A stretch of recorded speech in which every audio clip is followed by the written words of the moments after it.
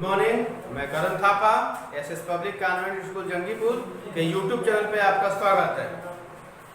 आज हम पढ़ेंगे क्लास 11 का गणित के अंतर्गत अनुक्रम एवं श्रेणी, जिसमें उस टॉपिक का पहला चैप्टर प्रश्नावली 9A हो चुका है, जिसमें श्रेणी के बारे में आपको बताया जा चुका है। अब आते हैं हम 9B के अंतर्गत समांतर श्रेणी। तो समांतर श्रेणी की परिभाषा क्या है ये समझिए। पहले एक श्रेणी जिसमें किसी पद और उसके पूर्वगामी पद का अंतर समस्त श्रेणी में स्थिर रहता है, अर्थात कांस्टेंट रहता है, उस श्रेणी को हम क्या कहते हैं? समांतर श्रेणी कहते हैं। उदाहरण के तौर पर हम देखेंगे, जैसे 2, 3, 4, 5, 6 डॉट। अब यहाँ पे दो शब्द आए हुए हैं, किसी पद और उसका पूर्वगामी पद। जैसे किसी पद का मतलब 3 और उसका पूर्वगामी मतलब इससे पहले का पद यानी 2, या 4 इससे पूर्वगामी पद 3, 5 इससे पूर्वगामी पद 4 का जो अंतर है वो सदैव क्या रहता है? स्थिर रहता है, मतलब नियतांक, अर्थात एक ही संख्या है। जैसे 3 में से हम 2 घटाएंगे तो 1 आएगा, 4 में से 3 घटाएंगे तो 1 आएगा, 5 में से हम 4 घटाएंगे 1 आएगा, 6 में से हम 5 घटाएंगे 1 आएगा। तो किसी पद और उसके पूर्वगामी पद का अंतर सदैव क्या होता है? नियतांक होता है। ये 1 1 1 1 यही स्थिर जो मान है, यही क्या कहलाता है? समांतर श्रेणी का सर्वांतर।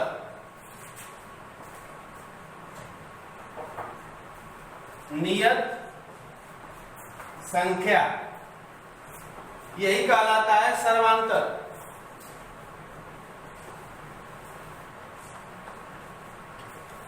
सर्वांतर इसको जो है स्मॉल डी से प्रदर्शित करते हैं, और इंग्लिश में इसको कहा जाता है कॉमन डिफरेंस।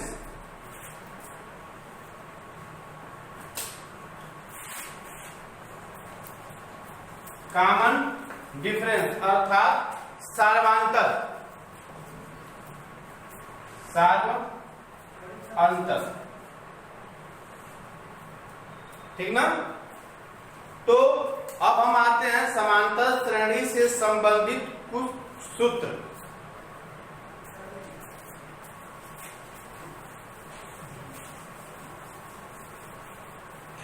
इसको आप लोग नोट कर लीजिएगा पाँच करके।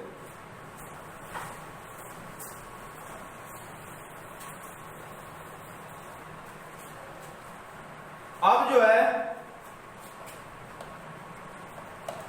अब हम किसी समांतर श्रेणी पे आते हैं।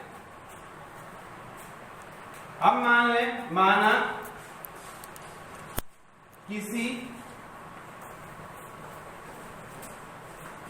समांतर श्रेणी का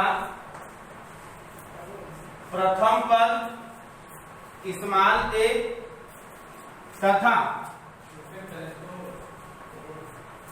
सार्वांतर स्मॉल d हो तो हम जो है समांतर श्रेणी कैसे प्राप्त करेंगे?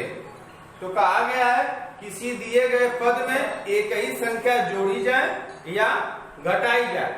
तो पहले जोड़ी जाए, जैसे ये प्रथम पद है। अब जो है प्रथम पद में जो नियत मान होते हैं यानी सर्वांतर होते हैं उसको जोड़ा जाए तो प्राप्त होगा द्वितीय पद। अब द्वितीय पद a प्लस d है, इसमें जो है सर्वांतर जोड़ा जाए तो ये प्लस होगा, ये होगा a प्लस 2d। अब तृतीय पद ये है, a प्लस 2d, इसमें फिर नियत पद जोड़ा जाए d, ये होगा a प्लस 3d। तो ऐसे करते करते हम n पदों तक जाते हैं, अर्थात श्रेणी हो जाएगी हमारी a, फिर a प्लस d, फिर a प्लस 2d, फिर a प्लस 3d, ऐसे करते करते डाट डाट डाट आगे तक।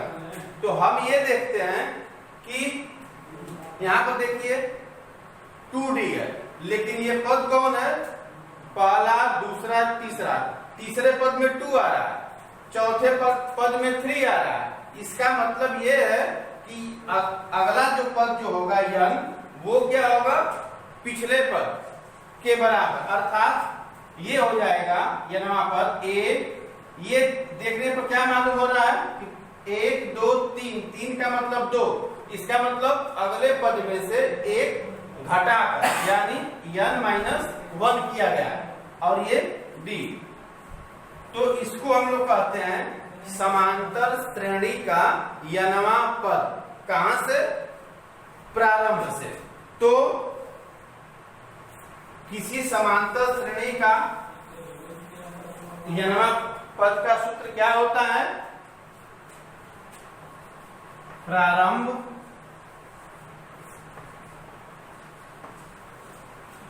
से किसी समांतर श्रेणी का यनवा पद, ये होगा a plus n minus 1d। कहां से, प्रारंभ से, अंतिम से चले, इसी में हम मान लें सर्वांतर d तथा अंतिम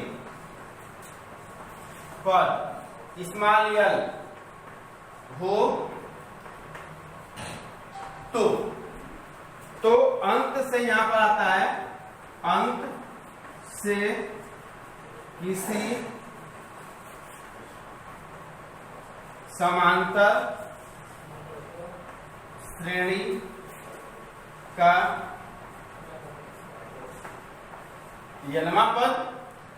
तो यहां पर क्या होता है, आगे से जोड़कर, लेकिन जब अंत से आएंगे तो घटाकर, अर्थात l minus n minus 1d। ये होता है किसी समांतर श्रेणी का अंत से यनवा पद। तो इन दोनों सूत्रों पर जो चैप्टर 9b है वो लगेगा। आइए कुछ सवालों को देखते हैं कि कोई समांतर श्रेणी है कि नहीं। चलिए आते हैं प्रश्नावली 9b पर। क्वेश्चन नंबर 1, निम्नलिखित अनुक्रमों में से कौन से समांतर श्रेणी में है। तो आपके सामने A से E तक यानी 5 प्रश्न दिए हुए हैं। आपको ये बताना है कि इन पांचों में कौन से अनुक्रम या श्रेणी समांतर श्रेणी में है। तो वो बताने के लिए हमको मालूम होना चाहिए हम नियत मान अर्थात सर्वांतर कैसे ज्ञात करते हैं। तो सर्वांतर के लिए हम करते हैं हमेशा अगले पद में से पिछला पद घटा देते हैं। जैसे हल में आते हैं, पहला 1 कामा 7 कामा 13 कामा 19 कामा डाट डाट। पहला पद, दूसरा पद, तीसरा पद, चौथा पद। तो इसमें आते हैं सर्वांतर।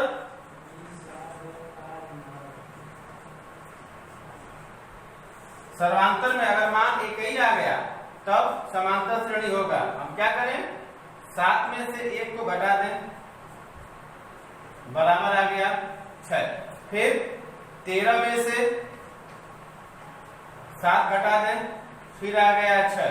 फिर 19 में से 13 घटा दें, आ गया 6। तो हम ये देख रहे हैं कि हमेशा अगले पद में से पिछला पद घटाने पर हमको क्या प्राप्त हो रहा है, एक ही संख्या प्राप्त हो रही है। अर्थात ये 6 जो देख रहे हैं यही होता है नियत मान, या इसको कहते हैं सर्वांतर। तो इस तरह से हम कह सकते हैं कि 1 कामा 7 कामा 13 कामा 19 एक समांतर श्रेणी है। अतः 1 कामा 7 कामा 13 कामा 19 समांतर श्रेणी में है। इसी प्रकार हम आते हैं दूसरे में।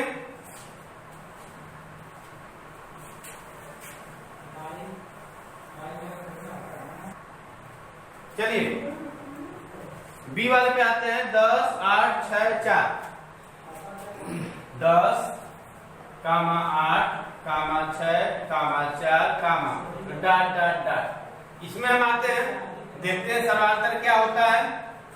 तो अगले पद में से पिछला पद घटाते हैं, अर्थात 8 में से हम क्या करेंगे, 10 को घटाएंगे। कितना आया, -2।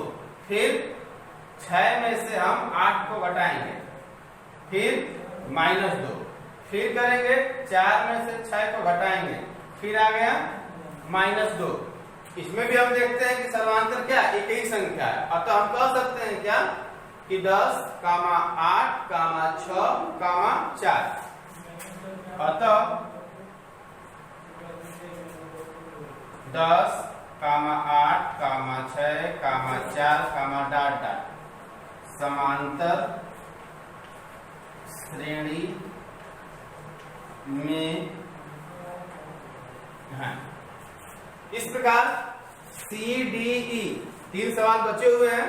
आप जो है उनके समांतर निकालिए। अगर एक ही संख्या आते हैं तो समांतर श्रेणी होंगे, और एक ही संख्या नहीं आते हैं तो समांतर श्रेणी नहीं होंगे। तो ये तीनों जो है आपके लिए होमवर्क है।